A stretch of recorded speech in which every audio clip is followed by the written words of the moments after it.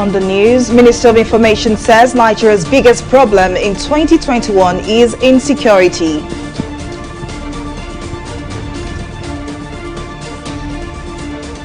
President Buhari vows to recover stolen NDDC funds.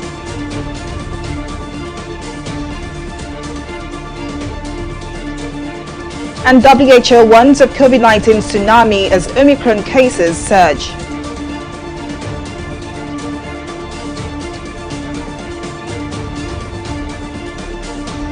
We're glad to have you join us on News Now. I am Folashade Ogurinde.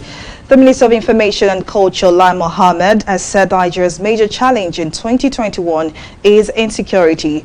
Speaking at a press conference in Lagos, the minister further revealed that despite rising insecurity, President Muhammadu Buhari has recorded tremendous achievements in many sectors in the year under review. While listing the accomplishments of the nation's security forces, the minister said over 1,000 terrorists were crushed by soldiers in the volatile northeast zone, adding that over 2,000 civilians have been rescued.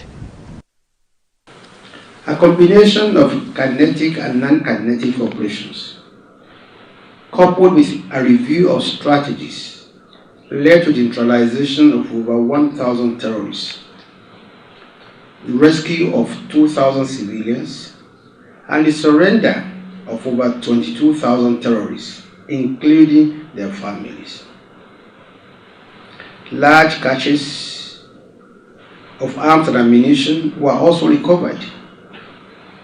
This is in addition to destruction of several IED bomb-making factories of the ISWAP Boko Haram terrorists. The armed forces of Nigeria has also contributed immensely to international peace and security efforts, with robust participation in the United Nations multi-dimensional integrated stabilization mission in Mali and the regional initiative, the ECOWAS military intervention in Gambia. The Nigerian military's continued participation in these missions has ensured their viability and sustenance towards achieving their military and political goals. While still on security issues, security operatives in Zamfara State have rescued 10 kidnapped victims. The victims were earlier kidnapped by bandits from Gada community in Bungudu local government area of the state. The bandits stormed Gada community around 3 a.m. on Wednesday and killed the district head, Umaru Bawan Allah. The State Commissioner of Police, Ayuba Al-Kana, while addressing journalists in Gusu, the state capital, confirmed that the district head and 4 other villagers were killed during the attack. But the commissioner said a joint tactical team comprising policemen, soldiers and vigilante members swung into action chasing the bandits and rescued the abductees. He further revealed that the victims have been reunited with their families while stressing that normalcy has been restored within the affected community. The Defense Headquarters says troops of Operation Delta Safe have demobilized about 1,423 illegal oil refining sites between January and December 21st, 2021. In a statement by the Director of Defense Media Operations, Major General Bernard Unyoko, about 40 million liters of crude oil and 67 million liters of illegally refined products were recovered during these periods, while no fewer than 567 of the various operations were conducted in the South-South region. He added that some of the arrested suspects have been convicted, while others are still undergoing trials in various courts of law, vowing that troops would sustain efforts to reduce oil theft and other crimes in the region.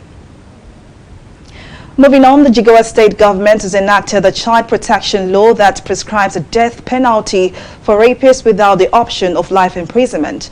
The Commissioner for Justice and the State Attorney General Musa Adamu disclosed this during an end-of-the-year press briefing in Dutse, the state capital. According to Adamu, the ministry had received a total number of 196 case diaries, with 90 out of the case diaries reported rape cases. The Commissioner further added that anyone convicted of raping a child below the age of 10 shall be sentenced to death with no option. He further lamented the delay in criminal litigation as one of the major challenges of the ministry, which he said is not peculiar to the state. President Muhammadu Buhari on Thursday said his administration is reviewing the concluded forensic audit of the Niger Delta Development Commission (NDDC) with a view to recovering missing monies in the commission. Speaking in Abuja at the virtual commissioning of the NDDC prototype hostel at the University of Uyo, Akwa Ibom, Buhari pledged to prosecute those found culpable in accordance with the law. According to the president, it was regrettable that the Special Development Fund of the entire region was squandered by a few for more than 20 years. The president further directed that all abandoned projects that directly impact the livelihood of the people be revived and completed. We are here again to commission another important project completed by the NDDC in 2021. When I directed the Minister of Niger Delta Affairs to institute a forensic audit of the Commission after many representations by major stakeholders in the Niger Delta, I had also directed that all viable projects which had been abandoned but which would impact positively on the lives and livelihoods of the people be immediately revived and completed. While private investors are taking advantage of this gap to provide accommodation, unfortunately, this often harshly tasks the resources of parents and guardians. Many of them are located far away from school premises and come with their own peculiar challenges. It is good that such an infrastructure gap is being addressed by providing accommodation for students that would be affordable, well-built, and in a secure environment. Therefore, going forward, we shall ensure every recoverable kobo is recovered for use in service of the people of this region, and those found culpable shall face the law. Well, in recent times, entrepreneurial interest in local production and processing of farm produce has seen a steady rise. The interest has also helped improve the value of farm produce as well as increase income derived from exportation of these products. In this report, our correspondent Mojisola Matomi talks to a 75-year-old Theresa Alani, who was cued into the business of transforming plantain sticks into flour. Plantain is a major food crop not only in Nigeria, but also in Africa and around the world. It is mostly enjoyed as a side dish to many of Nigeria's delicious cuisines. But with its vast array of health benefits, a South-South-based entrepreneur has found a way to transform this staple into a major dish. Theresa Alana ventured into the business of food processing in 2011. From sorting to packing, Theresa says the love for healthy food fueled her passion for the business. I have come from a health background. I used to be a nurse educator. I founded School of Nursing in Warri and I taught people how to live well. 2. Plantain is produced in Delta State all year round, except that there are seasonal increases and seasonal decreases. And it can be quite reasonable. 3 is very healthy, very healthy for people with diabetes, hypertension, prevents iron deficiency and anemia, especially in children who love eating boiled plantain and palm oil or dodo with beans. Very healthy food. Despite Theresa's passion, raising capital for a business was not a piece of cake. She had to make sacrifices to birth her idea, including selling off her personal belongings. What pained us most was no bank will give us loan, because they said, oh, it's your machine, we are not sure you will succeed or this. So one of my sisters, who is a chartered accountant, said to me, sister, why don't you just try this? Let us sell all we have and put it in. So we sold everything we have. I've no more, being a Warri woman, I used to be very fashionable in Warri. You know Warri people, then we know they carry last. But now we sold all and put it into this, and I can't tell you how happy we are. It has paid off. Theresa is not just out to earn a living, but she's also looking to grow into a company that provides jobs for other Nigerians. I would say over 30 I've trained, because they keep coming and going. They keep going. You know, Nigerian, everybody wants to make it quick. And I don't have that quick to pay you, to make you. I haven't even made myself. All I know is I pay my salaries when I send you. I'm not owing a kobo to anybody. And I only train those who come to work for me. Over 50 or 30 to 50 I've trained. I don't know if they are doing the same thing when they've gone out, but I know that most of them are quite happy. And they keep asking, Mommy, are you still on a day where we day? Nigeria is the 5th largest producer of plantain in the world, accounting for over 9% of the global plantain production. With more small and medium-scale entrepreneurs venturing into food production and processing, Nigeria may well be on its way to improving its agricultural export value. Mojisola Matomi, TV360 News. After surviving a year of an unusual healthcare challenge occasioned by the dreaded COVID-19 pandemic, the year 2021 is a year that Nigerians continue to face both social, political, economic and security issues with expectations and hope for a better future. In its next report, our correspondent Abisola Adebayo examined some of the major events that defined the past year. The year 2021 had barely started when President Muhammadu Buhari, in a significant move to combat rising insecurity, terminated the appointment of the country's service chiefs. In the shake-up, Major General Leo Irabo was appointed Chief of Defense Staff, Lieutenant General Ibrahim Atahiru became Nigeria's Chief of Army Staff, Vice Admiral Awal Gambo was appointed Chief of Naval Staff, and Air Marshal Isiaka Amao became Commander of the Air Force. The new service chiefs have not even had time to settle in their positions when unidentified gunmen stormed the Government Science College in Kagara district of Niger State on February 17, abducting at least 42 persons, including 27 students. Although the criminals demanded ransom, they were later released unconditionally exactly 10 days later. That was the beginning of several kidnappings for ransom in the year 2021. A day before these victims' release, Nigerians woke up to the distressing news of the kidnap of at least 317 female students of the Government Girls Secondary School in Jangebe, Zamfara State. This news was especially depressing because the Nigerian government seemed to always have difficulty rescuing female victims, as is the case with the two previous similar incidents in Dapchi, Yobe State and Chibok, Borno State in the year 2018 and 2014 respectively. But as the country struggled to come to terms with the rising spate of insecurity, good news came in form of the delivery of a first batch of the COVID-19 vaccines. On March 2nd, about 3 million doses of the NAFDAC-approved AstraZeneca vaccine was donated to the country by COVAX. At the time, the country had recorded almost 2,000 deaths from the infection. Just when we thought the dust had settled, Nigerians were hit by a jailbreak epidemic in the country's overcrowded prisons.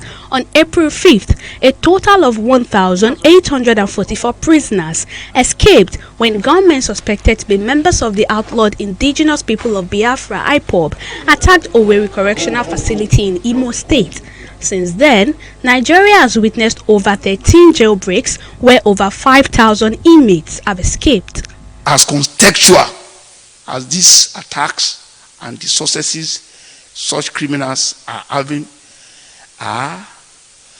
we are upping our game, and we will not allow, we will prevent any such opportunistic attack and even make it impossible. In June, the federal government placed a ban on microblogging platform Twitter after the tech giant deleted a post by President Muhammadu Buhari for violating its rules on abusive language. This move had a negative impact on the economy as online transactions on the platform were no longer possible in the country. But despite the global outrage that followed this step, the government stuck to its decision. I'm not saying that Mr. President does not have the right to express his dismay and anger about that. We are the one guilty of double standards. Twitter may have his own rules. It's not a universal rule. If Mr. President, anywhere in the world, feels very bad and concerned about a situation, he is free to express such views. As the country was reeling from the harsh impact of the ban, the National Assembly finally passed the controversial Petroleum Industry Act. The PIA had for 12 years suffered setbacks largely due to revenue allocation for host communities in the Niger Delta and how the funds will be expended. Weeks later, President Muhammadu Buhari signed a bill with 3% revenue allocation to host communities. From issues of the economy to national politics, the Nigerian political space witnessed 2 governorship elections, 15 states and National Assembly elections, death of key political figures, political moves and engagements, all in preparation for the 2023 general election. Abisola Adebayo, TV360 News.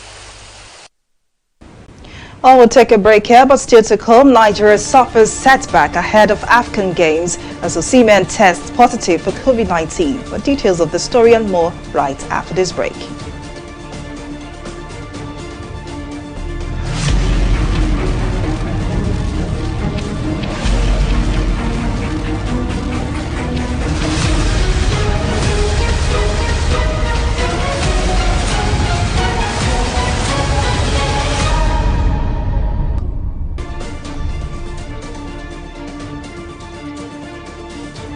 Welcome back. Now here is a recap of some of our top stories tonight. The Minister of Information and Culture, Lai Mohammed, has said Nigeria's major challenge in 2021 is insecurity. Speaking at a press conference in Lagos, the minister further revealed that President Muhammadu Buhari has recorded tremendous achievements in many sectors in the year under review.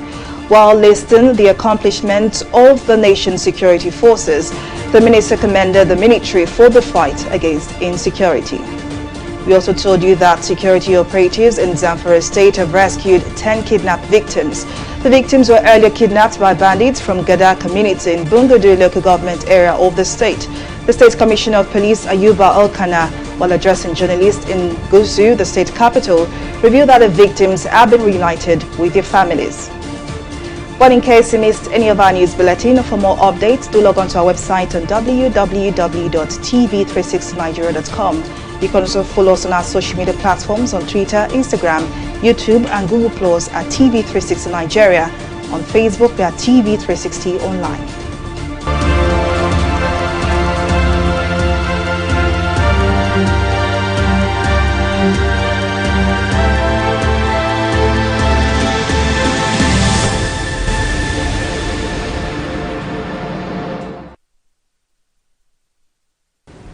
Nigeria's daily COVID-19 cases continued on high record on Wednesday as the country reported new 1,355 infections. The Nigeria Center for Disease Control (NCDC) says the fresh infections were logged in 9 states and the Federal Capital Territory (FCT). Lagos State logged 1,036 cases, while Nasarawa Delta State recorded 92 and 58 cases respectively, raising the country's infection total to 240,374. Meanwhile, 1 person died of COVID-19 complications, increasing the country's fatality total to 3,028. The National Primary Healthcare Development Agency, NPHCDA, has released its COVID-19 vaccination campaign statistics on the most and least vaccinated states in the country. According to the health agency's latest update, Nasarawa made the most of vaccination efforts, with 31.63% of the state's population receiving the COVID-19 jabs. Jigawa State came in second with an inoculation percentage of 29.03%, while Ogun State emerged as the most vaccinated state in the southwest with 17.24%. Nigeria so far recorded a 500% increase in the number of confirmed COVID-19 cases over the past 2 weeks across the country, caused by the Delta and Omicron variants. Well, still on COVID-19 matters, the WHO Chief Tedros Ghebreyesus says a COVID-19 tsunami threatens to overwhelm healthcare systems as the world witnesses record surges fueled by the Omicron variant. Speaking during a press briefing, Ghebreyesus says the Omicron variant, being more transmissible, is circulating at the same time as the Delta variant, leading to a tsunami of COVID cases. He further added that the surge in cases will continue to put immense pressure on exhausted health workers, with health systems on the brink of collapse. This virus will continue to evolve and threaten our health system if we don't improve the collective response. Right now, Delta and Omicron are twin threats that are driving up cases to record numbers, which again is leading to spikes in hospitalizations and deaths. I'm highly concerned that Omicron, being more transmissible, circulating at the same time as Delta, is leading to a tsunami of cases. This is and will continue to put immense pressure on exhausted health workers and health systems on the brink of collapse, and again distributing lives and livelihoods. The unvaccinated are many times more at risk of dying from either variant. Omicron is moving so quickly. In addition to vaccination, public health social measures are also needed to stem the wave of infection, protect health workers and systems, open up societies, and keep children in school. I welcome innovative solutions to reaching vulnerable communities that have not received vaccination yet, because the primary doses are the most important for people to develop immunity. We'll take a short break here. Return with more stories in business. To stay with us.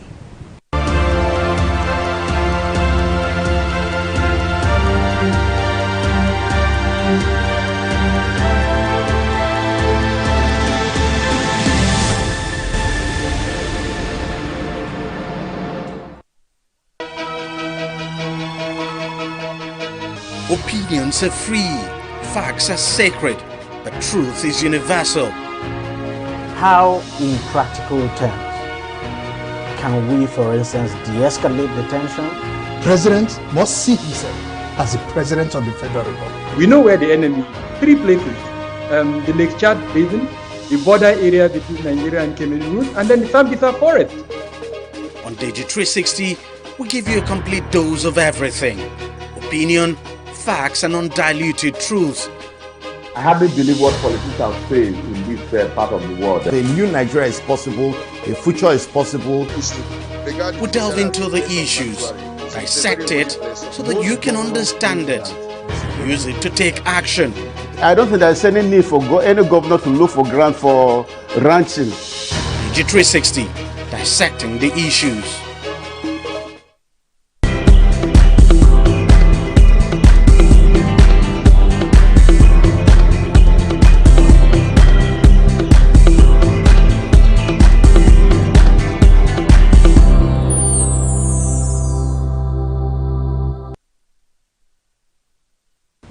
Welcome back. Well, up next is business news and stock market review with Abisola Adebayo. Over to you, Bisola. Thank you very much, Folashade. Welcome to Business News. The Manufacturing Association of Nigeria, MAN, has sought the support of the federal government for the sector to overcome the binding constraints to competitive manufacturing in the country. President of the association, Mansour Ahmed, made the declaration when the leadership of the association paid an advocacy visit to President Buhari at the presidential villa on Wednesday. Our correspondent, Mujisola Matomi, tells us more in this next report.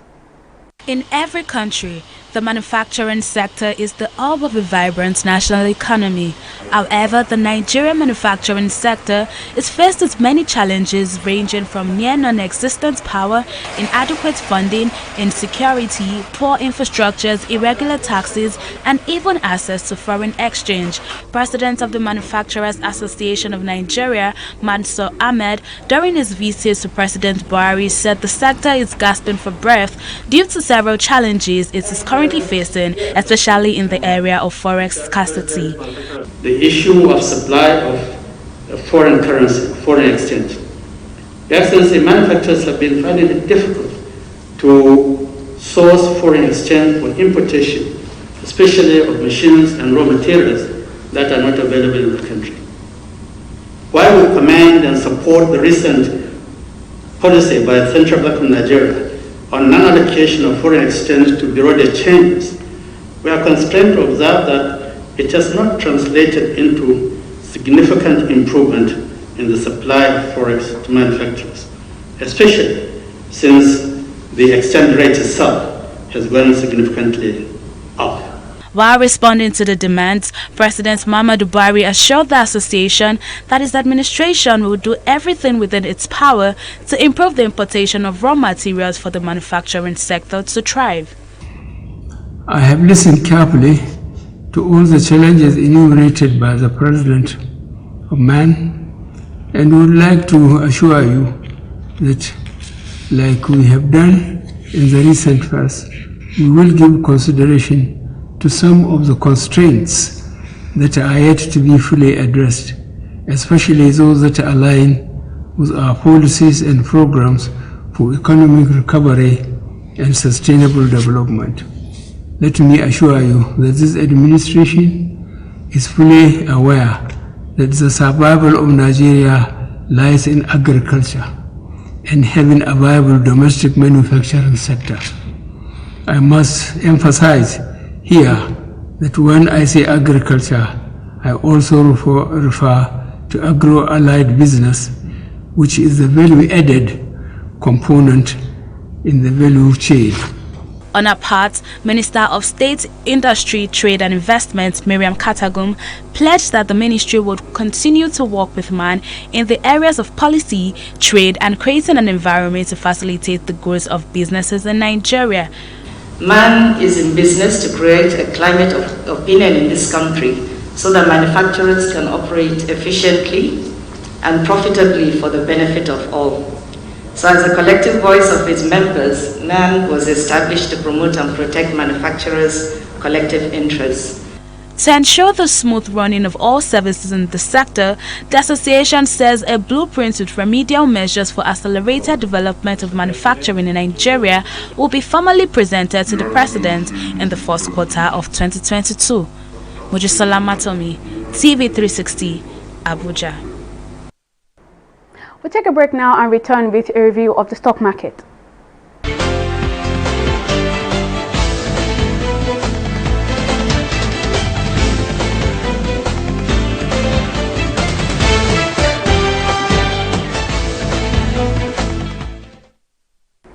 Well, it seems Wednesday's negative trade was transitory as the NGX reversed losses recorded to end in the bulls territory today, adding 3 billion naira to the total market value. With just a trading day left to the new year, the all-share index climbed with a minimal 0.01% increase. Well, let's see the driver of the increase. The only green counter today is the banking, which is why on our gainers table we have financial services giant GPLC and M Benefits leading the table. They had a combined 10 kobo gain. On the flip side, as our losers list for today, FTN Cocoa and Veritas Cap led the losers counter as they recorded a combined 4 kobo loss. Moving on to our market summary, a total volume of 359 million units of shares valued at 1.8 billion naira exchange hands in 3,607 deals. Well, is the market getting bullish or just getting less bearish? Well, this does not look like the right time to answer that question, as investors may just be counting down to the year end before returning fully to the market. So we're positive. Hopefully in the new year, the market will really record gains. On the foreign scene, that's the FTSE, the Dow Jones and the Nikkei. The FTSE climbed on Thursday as investors weighed Omicron's impact on businesses, while US markets moved higher after this week's jobless claims report as the stock market sought to add to Wednesday's record highs. Japan stocks Nikkei saw its highest year-end finish since 1989, with global monetary easing and solid earnings of manufacturers contributing to the figures, but unfortunately it ended in the negative territory. That's all on Stock Market Report. Over to Fola Shade for the rest of the news.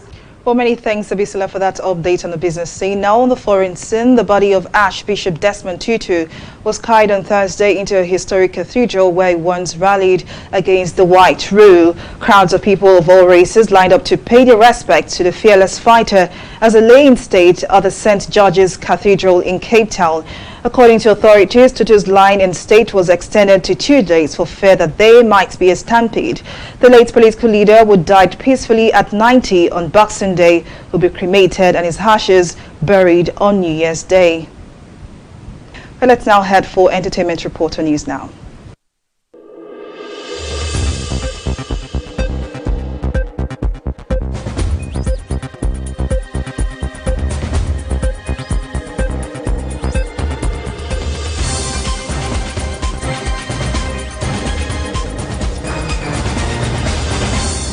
Days after the news of the Oni of Ife Oba Enito Ogunwusi and Olori Shilekola Naomi divorce broke the internet, the couple have reportedly reconciled after a meeting between some elders and Naomi's family. This claim was made by Prince Eniola Ojajuni, a former Ondo State governorship candidate. He claimed that elders from the Oni side and elders from Akure, where Olori Naomi is from, met on Wednesday evening to help reconcile the couple. Despite his claims that the couple has reconciled, Olori Naomi's post announcing the end of her marriage to the Oni still remains on a verified Instagram account. Nigerian singer Simisola Kosoko on Thursday apologized to her fans concerning her Can You See Me Now concert, which commenced later than scheduled time. She made this known in an appreciation post to her fans, associates and crew members who assisted in making the concert a success. The concert, which was held in Lagos, saw performances from various artists, including her husband Adekunle Gold, among others. And that is all that we have for you on the entertainment segment of News Now.